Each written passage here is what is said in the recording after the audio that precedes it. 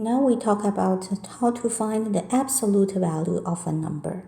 So first, we should know the definition of absolute value. Absolute value is just the distance. So absolute value is just the distance. Distance between a number and 0. So distance between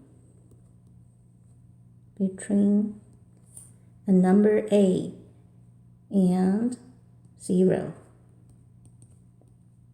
So from this definition, we can realize distance cannot be a negative number, which means absolute value can also never be a negative number. And we use this symbol to represent absolute value.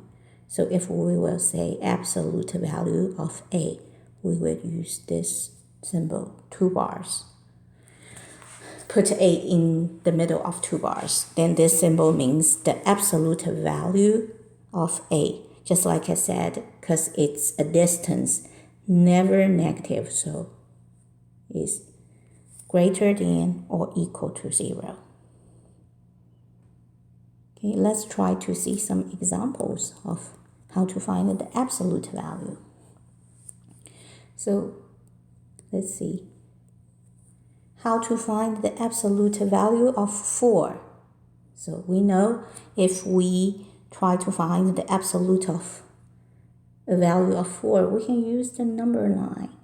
And if here is 0 and 1, 2, 3, 4, of course, we know the distance between 0 and 4 is just 4.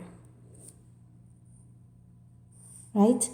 We can also find the absolute value of a negative number. This time it's negative 5, but we still want to find the absolute value of negative 5. We can do the same thing if you want. This time negative 5. Of course, negative number is left to 0. So maybe 2, 3, 4, 5.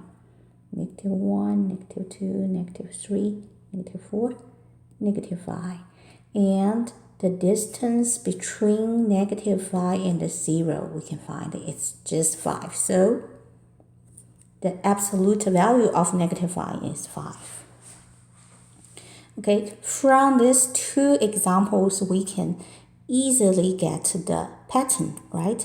If we want to find absolute value of this number, we only need to copy this number and do not carry any positive sign or negative sign because it's never negative. So any negative number, for example, negative A, if A is greater than or equal to 0, any absolute value of negative A is just A. Okay, of course, absolute value of A, if A is a positive or 0 number, it's just A. So we can just copy the number and drop to the negative sign for the absolute value. Okay.